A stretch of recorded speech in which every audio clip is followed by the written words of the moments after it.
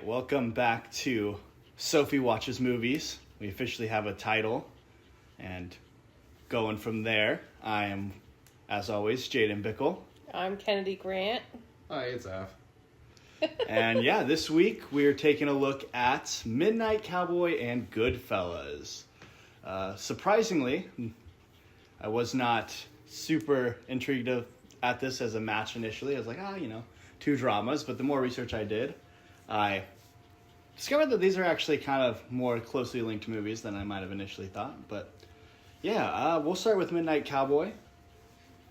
I think I might know the answer to this, but what's either of your guys' experience with Midnight Cowboy? So my initial exposure to Midnight Cowboy was when you made me watch it for this podcast the other day. That's it. I hadn't even seen any aspect of it. I think the only thing that was even familiar was, him hitting the taxi cab and screaming, "I'm walking here." Like, I'm assuming that was the first that is the show. I really like knowing where that came from. And that? First of all, I just want to say, I hate you.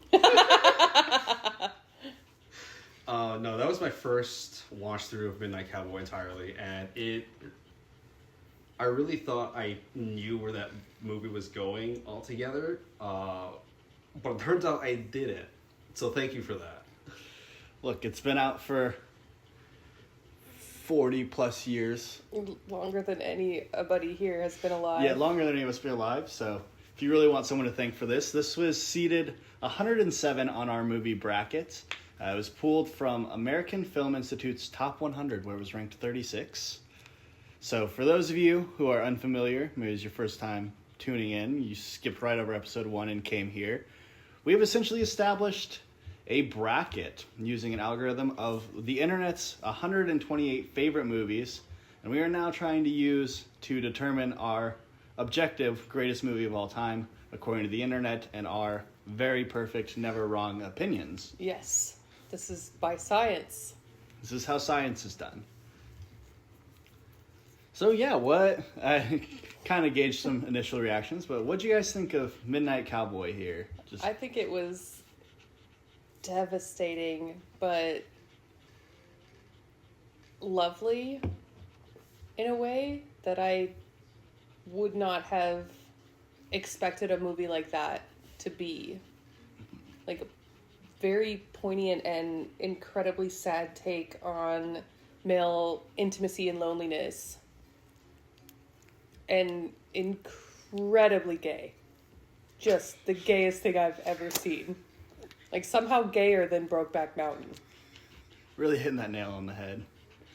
Af? I really thought it was a captivating movie, even though I was incorrect on how the movie was going to end altogether. I still rather enjoyed the progression of what's the main character's name? I completely forgot. Joe Buck. Joe Buck. Oh, good old Joe Buck. How he has an expectation of his American dream. He goes all the way to New York, and he is just gullible all the way through, and just gets shafted essentially by almost everybody, especially Rizzo, in the very beginning. But it's... How do I put this?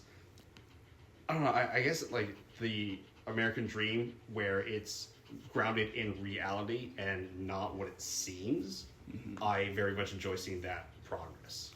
Yeah, and I like the kind of progression of the American dream where Joe Buck comes from Texas and he wants to go to New York and make it big. And Rizzo grew up in the Bronx and he's like, okay, my American dream is to go to Florida. Like, the real American dream is being where you are not. So, yeah, I mean, we all currently live in Alaska, and I don't think any of us are originally from here, so we all kind of have a sense of relation to that. But yeah, definitely, I think the story, big time here, is kind of this movie's place in the zeitgeist of pop culture, and really a lot of the timing of when it came out. I find it interesting, kind of a starting point. Dustin Hoffman was the first person cast in this movie. Really interesting story about how he ended up getting cast. He had a very all-American appeal after The Graduate in particular. film we might be talking about a little bit down the line. But he had a very all-American appeal, and he was nervous that he wasn't going to get the part, so he actually asked an executive to come to a street corner where he was dressed in rags and begging for people for money, and the executive stood there for like 10 minutes, and finally Dustin Hoffman revealed himself. Executive had no idea it was him until he revealed himself, and that's how he got the part. Did he get any money? That's essentially the question. That wasn't included in the Dang it. thing I read about this, about whether or not he made any money. But yeah, definitely an interesting shift, the kind of anxiety going into this movie that a lot of people had of, will this ruin my image? Dustin Hoffman's agents were furious that he was taking this movie. John Schlesinger, sorry if I butchered that name, was very passionate about getting this movie made. He wanted to make a film about outsiders, is what he described it. You know, people that you would walk by on the street and not think twice about. Closeted folks. And John Schlesinger, for context on why he was very passionate about this, was from England. And closeted. Very excited about New York, and actually not closeted, openly gay. Oh my god. And Jewish. Okay. and Jewish. Good for which, him. as you can imagine, 1960s New York, not always the most kind to those types of people, or anybody. So yeah, definitely an interesting perspective coming into this. Waldo Salt, who wrote the screenplay, this is based off a book from New York originally, and he said of John Schlesinger, he found it interesting the things that John Schlesinger got excited about in New York. It's like, Waldo Salt's like, this is normal everyday stuff, why are you excited? But he said that was a really interesting perspective. So what do you guys think of this as, I guess, a New York movie or a movie about outsiders? I think it's really hard to have a New York movie without outsiders. You're doing so well, Sophie. She knows her part. Also, It's of just course, heavy always breathe. joined by Sophie, the namesake of our apartment, breathing heavily. Yeah, I think a lot of this also comes down to Hoffman and Voight are incredibly good in these roles. Something that I think stood out for me is I think that Joe Buck would have had a much easier time being a prostitute if at any point in time he was likable or charming. Like, John Voight did incredible in the role. Like, the acting is top tier, but the character is so unlikable, at least to me, that I'm like, wow. You know, if you were just, like, a little bit nice, I bet more women would be willing to sleep with you.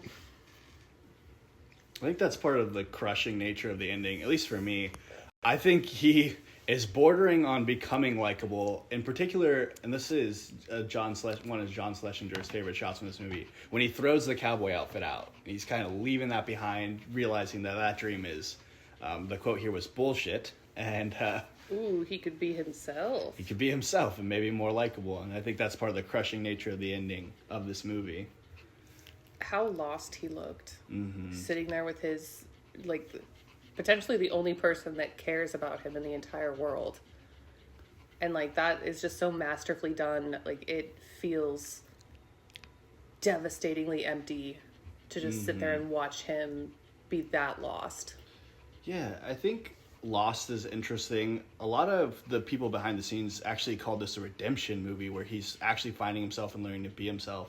But I think, to add to the crushing nature of this ending, so the final scene in the book plays out pretty much the same as the final scene in the movie. And the final line of the book is, because of course he was scared now, scared to death. And that's how the book ends. Oh my god! God. Thank God this isn't one of those book adaptations where it's just, like, narrated the entire time. Yeah, Although I would pay a lot of money to hear Joe Buck narrate anything. Yeah, John Voight worked hard on that Texan accent. He interviewed a lot of people in Texas and was listening to recordings of them in his car. What a difficult journey talking to people from Texas. Truly. He was from New York, too, so. Just kidding. Sorry, if we have any Texas listeners. We love Texas at 2.5 times smaller than Alaska. We love Texas up here. To add to the lostness, there was a lot of trauma that was not unpacked during Joe Buck's flashbacks. Oh, yeah, 100%. What I can only assume from context is him and the girl that the only, like, girl that really loved him is that, like, was it gang? Is that what... Yeah? I think they both were. Both of them. Fun fact, that character is portrayed by Waldo Salt's daughter, the screenwriter, Okay, weird. whose name is Jennifer Salt. So, yeah. That is her contribution to this movie. Yeah, definitely a very like difficult movie to grapple with his trauma, both with that gang rape scene as well as the trauma from his grandma. I think it's never explicit in why he ended up with his grandma, to my knowledge, but definitely difficult. And I think throughout the film you see him try to grapple with it in a lot of different ways. I think the movie does a really good job of depicting what is in his head versus what is not. Particularly, you know, when stuff is in black and white or stuff feels hazy or unreal. Very good at depicting what's in his head versus what is real. And I think it tries to unpack his trauma. I think this is definitely an interesting portrayal of masculinity, a very early portrayal of a more mature type of masculinity you hadn't really seen in Hollywood prior to Midnight Cowboy. But you definitely see him try to grapple with it in a lot of ways. I think the scene where he explodes and beats that guy either nearly to death or to death is kind of a reflection of him not knowing how to handle all that trauma and just kind of blowing up with it. Oh yeah, absolutely. I think that any time he really got past that first one, anytime he actually like succeeded or got close to succeeding in any sort of sexual intimacy, he handles it very poorly. Mm-hmm. Like he gets mad at the guy and starts to fight the guy, and then the girl he just cannot perform. Yeah. And the first girl ends up taking money from him. Right. Which is a real power move. The real hero of this movie is the girl at the beginning. Ugh. Awful. Yeah. I think him not being able to perform is interesting. The kind of explicit, you mentioned how it's less subtle than Brokeback Mountain, the queerness of this movie. Definitely a major factor, especially John Schlesinger expressing some of his frustration with that. Definitely an interesting part of this movie. You definitely did not see male relationships occurring like that. And either, regardless of whether it was platonic or they had a more sexual intent with it, I think it's really a sign of where Hollywood was going from there to get this more mature look.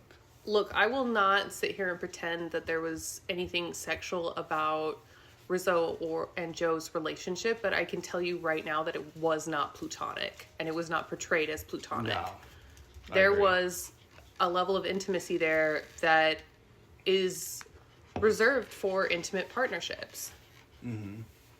I think that they were in love and needed each other in a way that kind of suggests more than just friendship. And I know we can get into the argument that like male friendships are hardly ever portrayed, especially like deep, intimate ones, but that was not what this is. No. They had a devotion to each other that you don't really find with just friendships. Yeah. And I think it's really telling right off the bat when Rizzo brings him back to his place. Mm-hmm. He's off the bat, he's like, don't call me Ratso here. This is my house. I deserve to be respected. But honestly, I'm pretty positive the meanest they ever get to each other is in that hotel that they're squatting in. But it's also really the most vulnerable that they are with each other. Even not in a sexual way, but they're very vulnerable and honest with each other throughout those scenes in the hotel. Despite being really mean to each other, which I think kind of goes back to an interesting display of masculinity. Why is it when men try to be vulnerable, they just get mean to each other? Absolutely, and that's why this movie would never, ever work if they tried to, like, female Ghostbusters it. Because two women in this position would just hug. Like, they'd just give each other a hug. And that would be the end of the difficult processing of intimacy and experiencing intimacy. Like, there would just be a hug, and that would be the end of the movie. Yeah.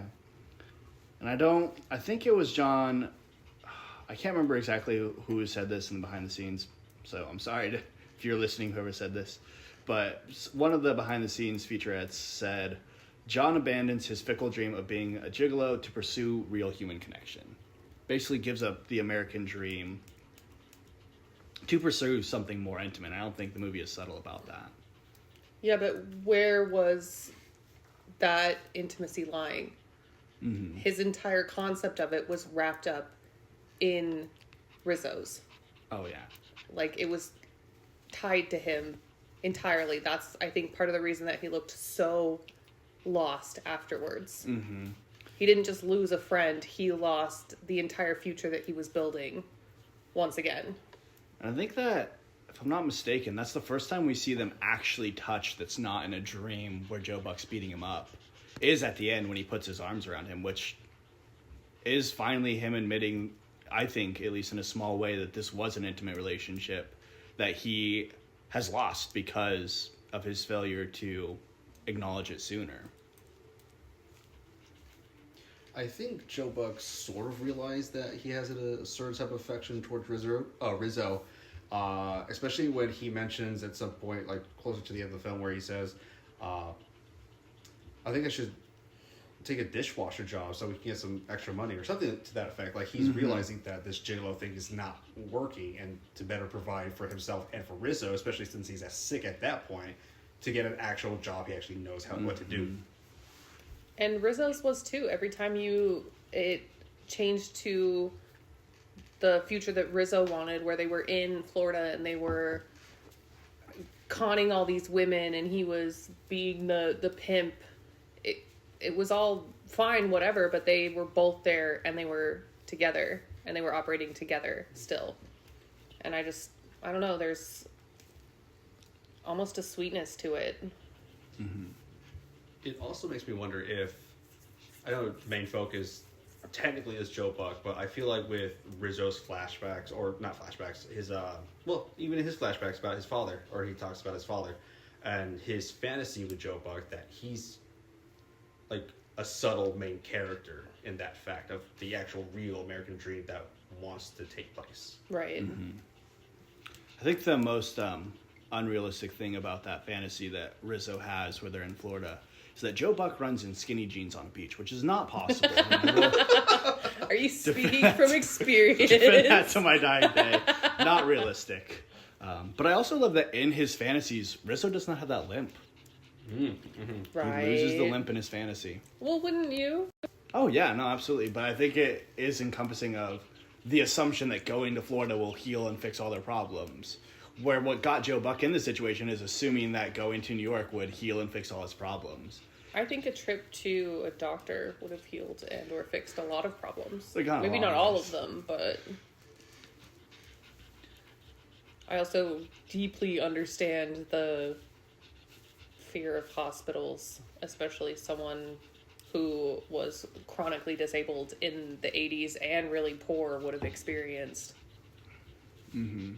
Not to mention that, like, what Rizzo says, like, what happened to his dad, how, like, he huffed so many fumes that he got lung disease or something like that? Tuberculosis, wasn't it? Maybe? I don't think you can get tuberculosis from shoe polish. Maybe not. Yeah, like, he probably saw the hospitals fail his father, and he was also worried about that. Right.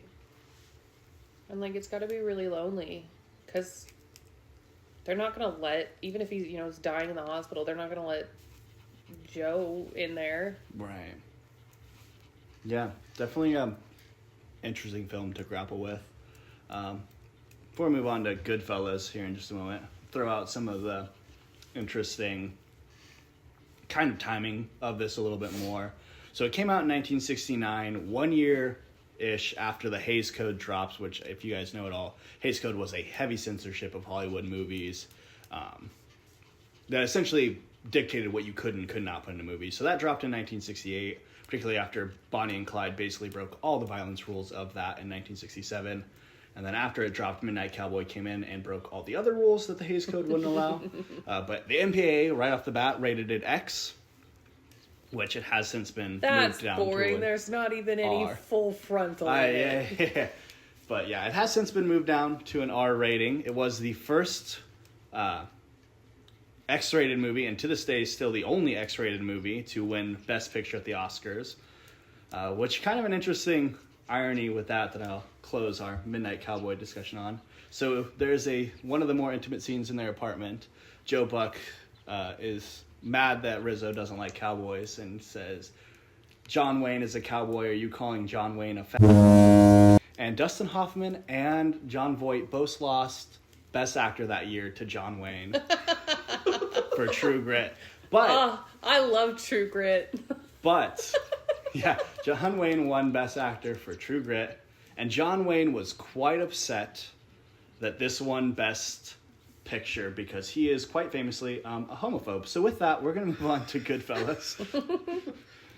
So Goodfellas, put this out. It was I seated. think just for the sake of our listeners, we should inform them that you're not just throwing the F word around and that you are part of the queer community. Yes. I am queer.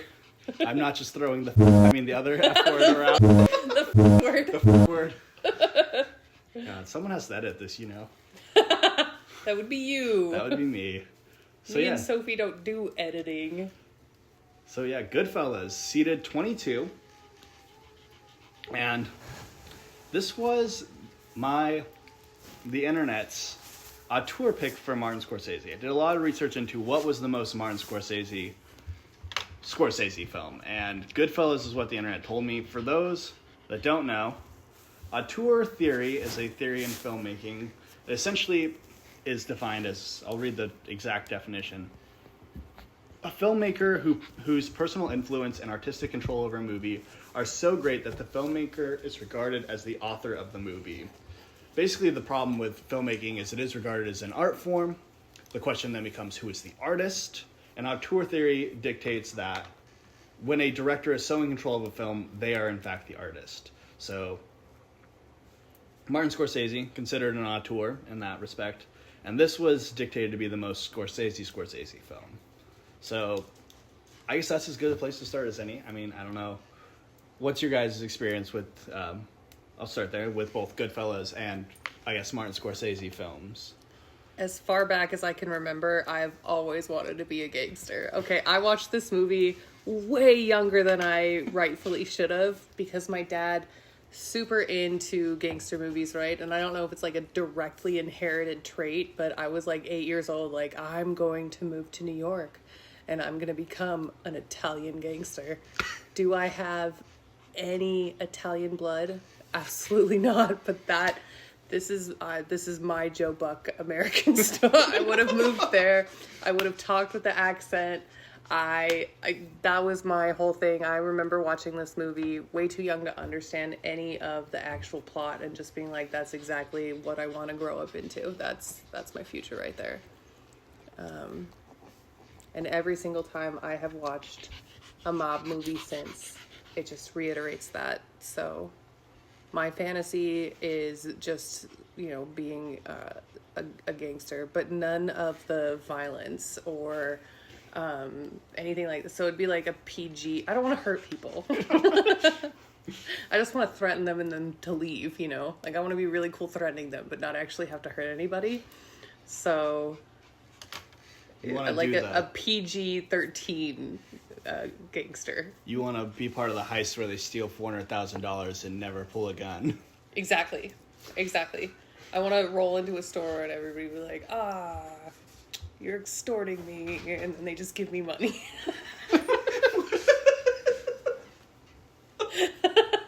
Brilliant. I honestly don't know if I've been exposed to Martin Scorsese films altogether. I know that Robert De Niro and I forget the two other actors, but like I know when those three are in a movie together, it's always in some sort of gangster or mob film. Mm-hmm. That's the only exposure that I have to those three, essentially. Yeah. I think a fun double feature with this is watching Joe Pesci in this, and then 1 year later he did Home Alone. Watching Joe Pesci in Home Alone just desperately not to try to say the word. Oh. Yeah, absolutely. So yeah, I'll throw it out there.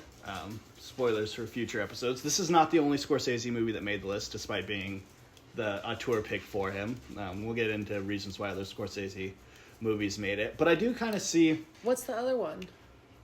There are a couple other ones. I don't remember off the Is top The of my head. Irishman? That one I do know didn't make it. That's my favorite one! Okay, well... Stupid internet. I know. I think the problem when you get to a director like Scorsese is he, like, all his movies are bangers. They're all incredible. So then it kind of comes down to how do you pick his best ones and how do you pick his most influential ones. And I think the influence kind of came down to a lot of this. I also am a huge fan of The Irishman, so I there are can numbers. also see why Goodfellas would be considered his, like, prime. Yeah. I'll throw it out there. I'm actually intrigued. I was kind of looking at this in the research of all this. I'd be intrigued if either of you are down, potentially an in-between season sort of project, to do a longer piece on just Martin Scorsese as a whole. But we can talk about that a little bit later. I think... Yeah, I'd be down. I really like Scorsese. Yeah.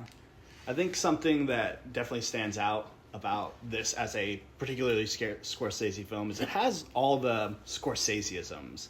So you have narration, you have freeze frames, you got lots and lots of tracking shots. Af throughout while we were watching this, one of my favorite things is they're doing the tracking shot into the restaurant, which is one of my all-time favorite shots. He said, "This is the Family Guy bit." Oh, no. Gets into the That influence, physically hurts me.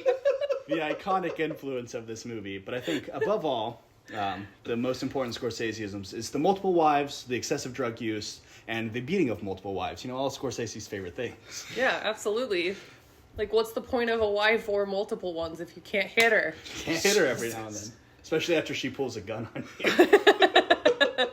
In my gangster fantasy, only have one wife, and I am nothing but respectful and loving to her. Oh, absolutely. Because that's how I would treat my wife. Absolutely. I mean, I might sleep with the person rolling up my 8-ball Coke, but other than that, complete loyalty. Are you allowed to do cocaine in a PG-13? Because I might have to up my rating. Okay. I think, well, according to Deadpool and Wolverine, not if it's Disney. Well, I But definitely don't want to do the Disney gangster. That's not my future. I need something. I need something in between Martin Scorsese and Disney directing my gangster future. Let's see, is cocaine allowed in PG-13 movies? The only thing I really think of when you talk about your gangster fantasy is the Zootopia's take on The Godfather. No! Oh my gosh, I know so much lore about that, and I really shouldn't. Like, there's deep lore. Oh my god, like how the polar bears came to be working for him, and like... So I'm hearing we need to do a Zootopia episode in between seasons. I know so much about it. It's so stupid. Why do I know so much about the crime family of Zootopia? We'll never know. It's part of your fantasy. I did a deep dive. As you do. According to the rating system wiki, in a PG-13 movie, drug use may be allowed if it's implied or brief and not graphic.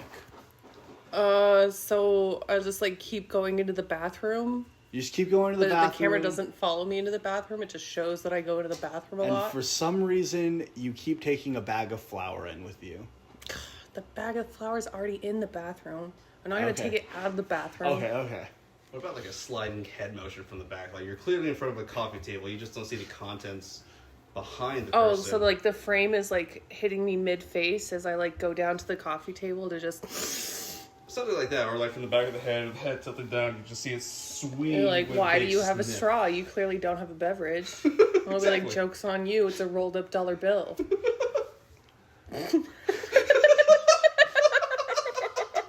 So something I find interesting about The Godfather. Or the Goodfellas. We'll get to Godfather. We'll get to The Godfather. Okay, that one made the list. We will get to it. Okay. The first Godfather, Part 1 and Part 2 are on here. Out of order, I might add. So I think we should combine them into one and just watch part 1 and part 2 versus another movie. I'm not opposed Although I to editing am this. I am curious about what kind of movie could stand up to The Godfather 1 and 2.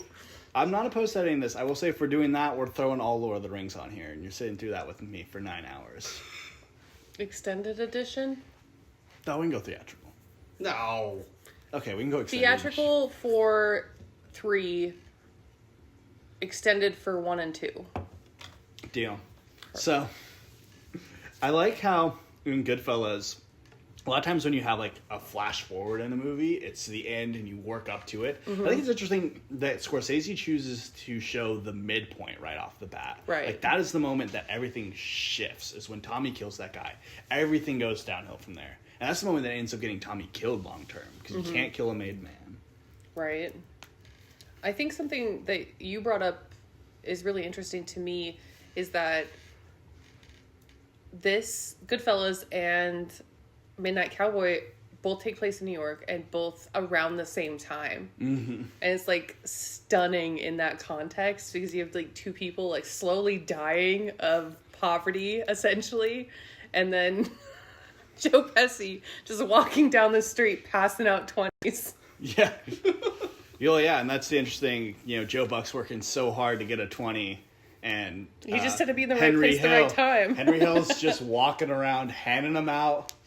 You gave a 20 to that guy? Yeah, he watches my car. You gave a 20 to that guy? Yeah, he let me in the door. You gave a 20 to that guy? Yeah, he's going to cook our meal later. You did the conversions. How much is $20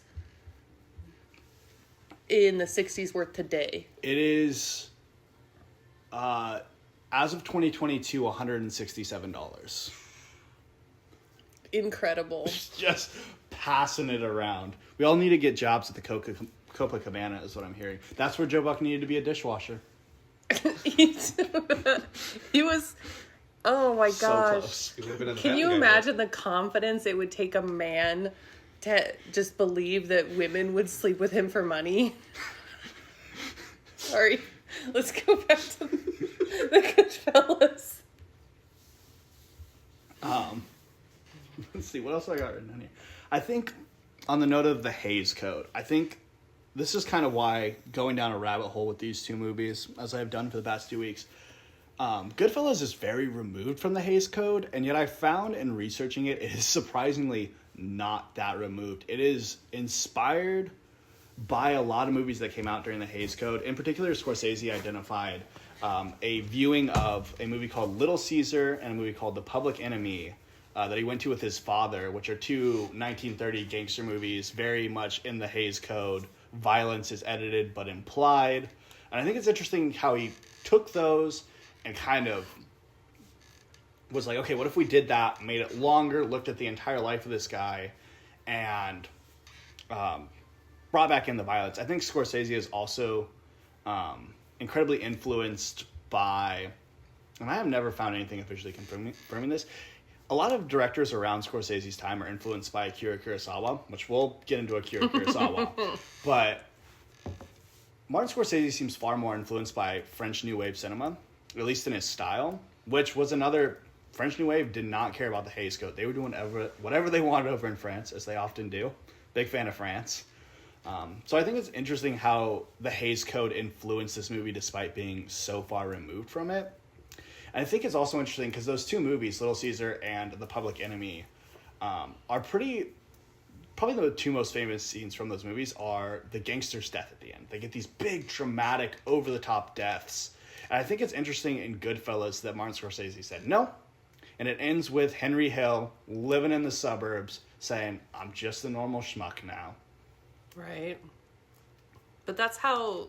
Because Henry Hill was a real person, right? Oh, yeah. And it was based off a book. Yep. Called The Wise Guys, if I'm not mistaken. Confirmation coming soon. Yeah. Because he's like, yeah, we're wise guys. We're good fellas. If you're... Then you're one of us. That makes sense. It is called Wise Guy. Was it good? Who did...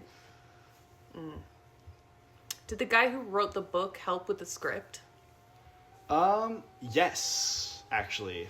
Interesting. Oh, that's really cool. I'm fairly confident.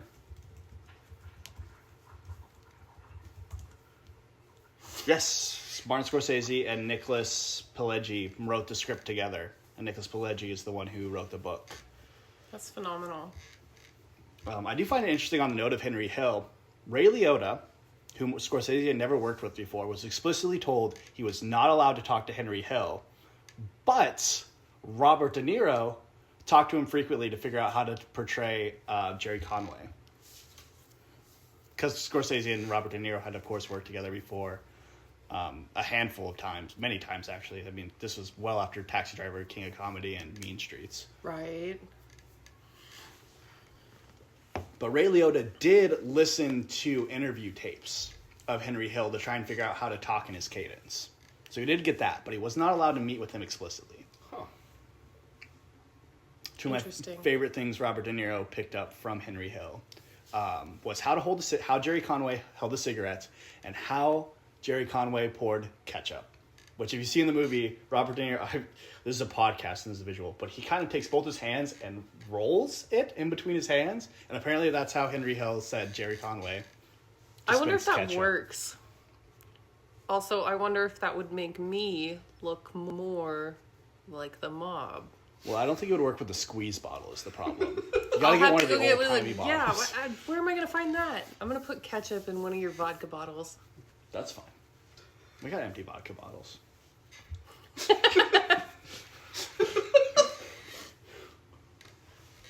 I love how Goodfellas, in a lot of ways, I mean, it is one of those just iconic films. I also watched this movie way too young. I think it's interesting how it inspires, like, talking about things that aren't Goodfellas because it's just relatable. Like, this is a beyond over-the-top movie. Just, like, it's on the surface seems so unrelatable, but in the way Scorsese portrays it, and granted, a lot of this comes down to this is actually what Scorsese grew up with, makes it relatable and makes you connect to these characters. I completely agree. I think one of the parts that's really like transcends time is it's not just the story of a mobster, it's his life. It's his whole life. And that's like you get to be a part of it, and it's just a really cool experience. And the movie's so long, and at no point in time was I like, wow, this movie's really long. I wish to be doing something else. One of my favorite real-life things I found out is the funny guy scene was not written by Martin Scorsese or Nicholas Pileggi. That was something that actually happened to Joe Pesci. He told a wise guy that he thought he was funny, and that's what the wise guy did to him. Was it a joke then, too? I think so, yeah.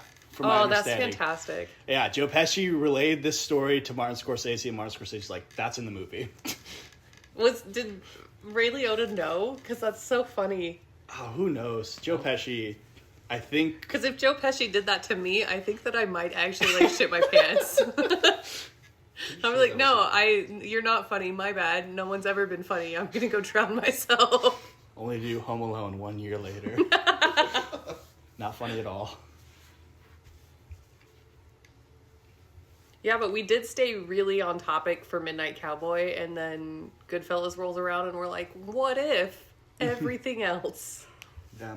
I think Goodfellas, also on the note of, like, influence, I love the final shot of Tommy, portrayed by Joe Pesci, shooting at the camera, which is a reference to the Great Train Robbery.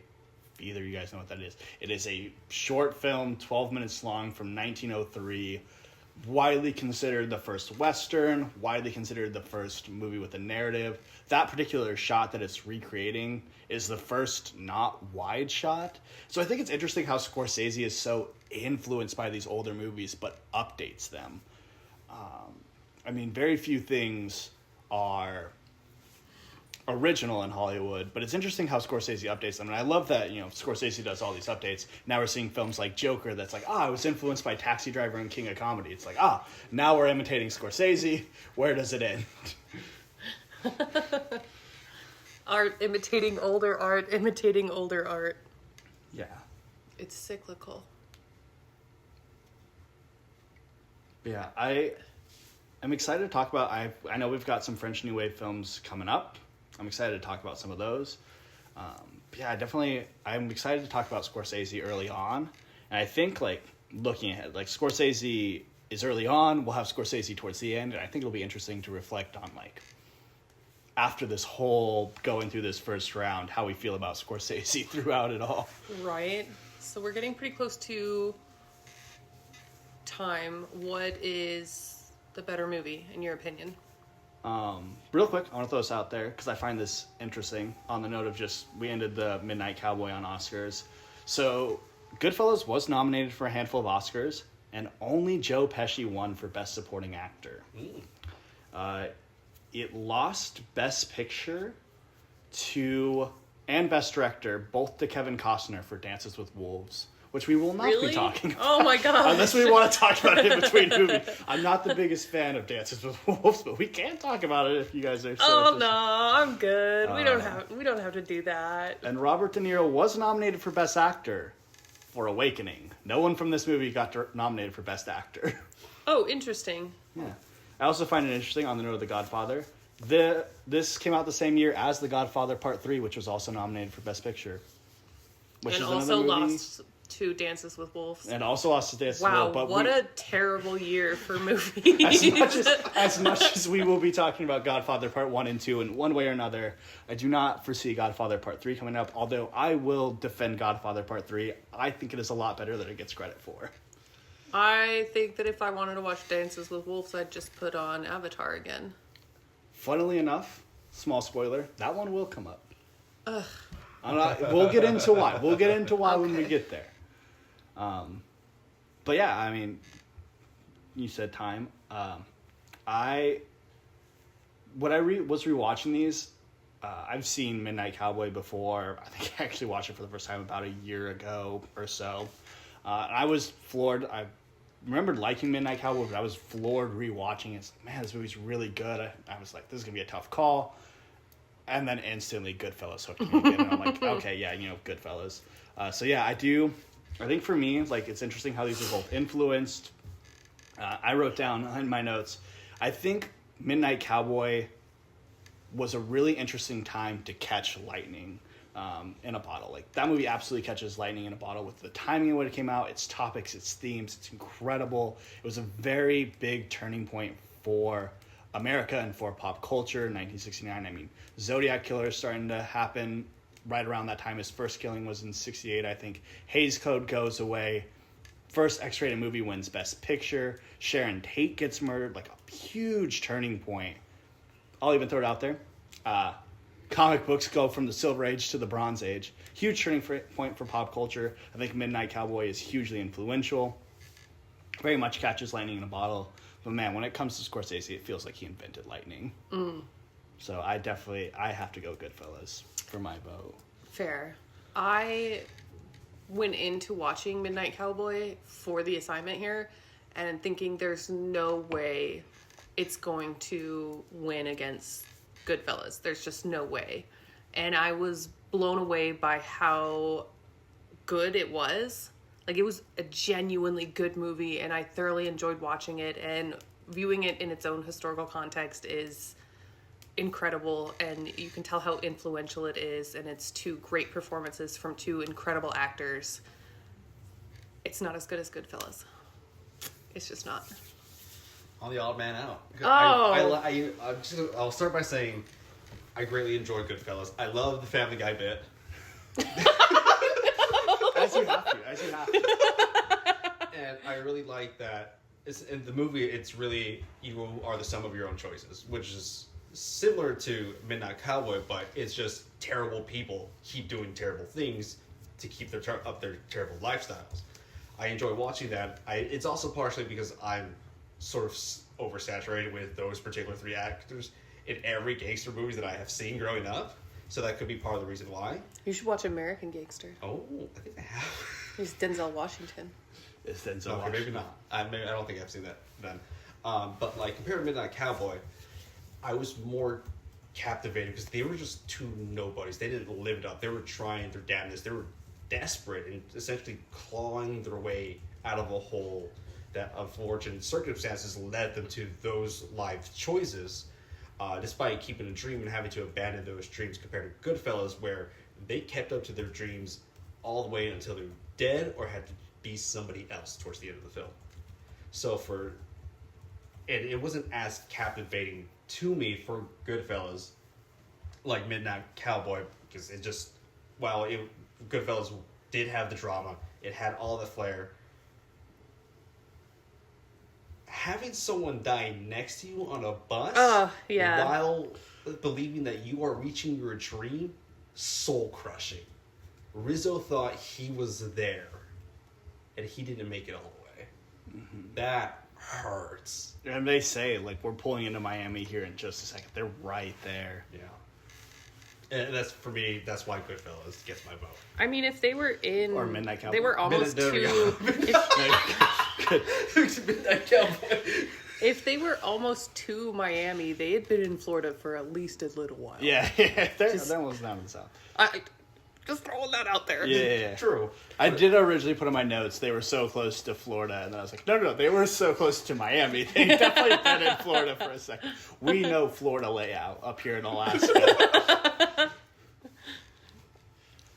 I don't, but I know that Miami is close to the ocean and the beginning of Florida isn't. Yeah, no, fair.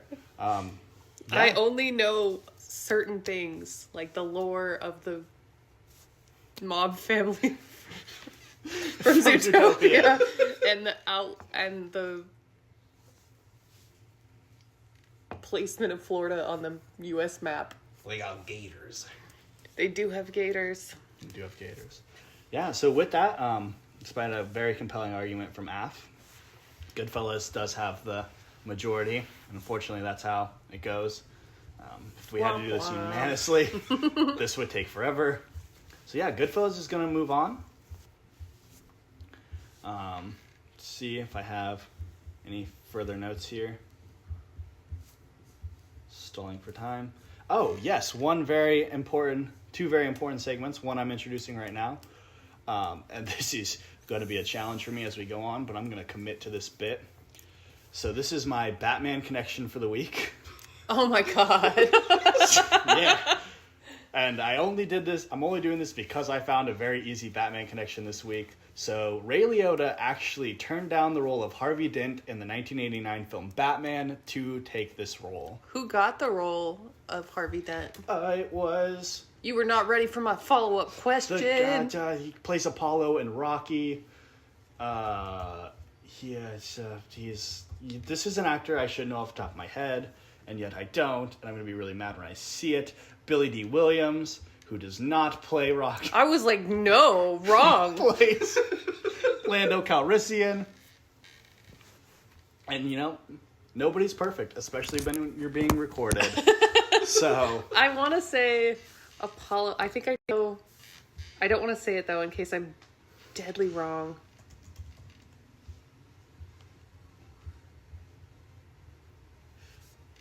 It is an actor who is also in Star Wars. I will defend myself, even if he is in more recent Star Wars. Carl Weathers, who is also in Star Wars. And that's the reason I get confused. I was deeply wrong, and I'm not going to say who I thought it was. Fair enough. So with that, we'll move on to our final and most important segment, the one that Sophie cares about the most.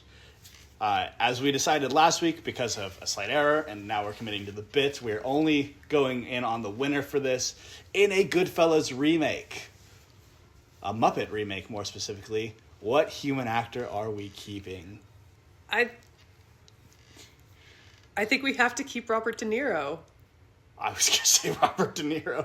I say Joe Pesci because I want to see him get whacked by a Muppet. That is also fair.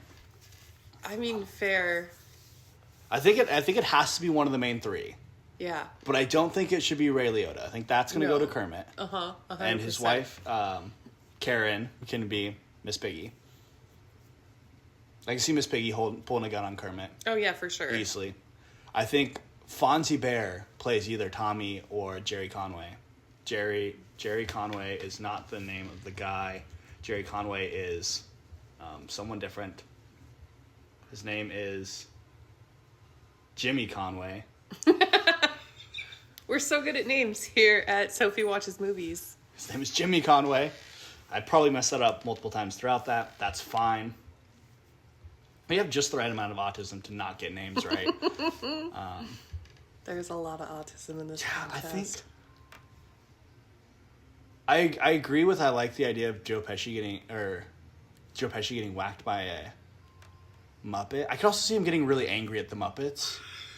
I also think that Joe Pesci would do a really excellent job of interacting with Muppets like they were fellow actors. Oh yeah, Which I really appreciate. I might be on this Joe Pesci thing, and I could see I could see Fonzie Bear doing the Robert De Niro things. Because there's two ways to go about being the only human in a Muppet movie. You can do the Tim Curry, is that? Yeah, he's in Treasure Island. Yeah, you can do it Tim Curry, where Tim Curry Curry. thinks that he's a Muppet and is just acting like a Muppet. Mm-hmm. Or you can do it Patrick Stewart in A Christmas Carol. Michael Caine. Oh, Michael Caine. My revenge has come full circle. And he's not even a very emotional Michael Caine. But he is Michael Caine nonetheless. But yeah, where he plays it very seriously. Mm-hmm. I think Joe Pesci would play it very seriously. And Michael Caine. Treats them like fellow actors. Yeah. I completely agree. I think at a certain point we're going to have to talk about the Muppet movie. It didn't make the bracket, but we could sneak that episode in. I have to learn the Muppets eventually. Yeah, you're still know the Muppets. Who do we think? I think Sam the Eagle plays Polly. Oh, yeah. Yeah. We cast Sam the Eagle a lot. That's because he's like the big guy. And you need, in the Goodfellas especially, you need a big guy. We bring in Big Bird since apparently we're bringing in Sesame Street anyway. I will also throw out there, as much as we won't get into who the human actor in this should be, I'd watch the hell out of a Midnight Cowboy Muppets remake. Oh my gosh, right? And I'll throw it out there, Rizzo, the rat, is based off Rizzo from Midnight Cowboy. Nuh-uh. I'm fairly confident that is a fact. But we're going to end there. And maybe confirm that next week if we remember. So yeah, join us next week. We will be talking about an excellent pairing when we talk about John Carpenter's Halloween and City of God. So Perfect. We'll see you next week for that. Say goodbye, Sophie. Bye.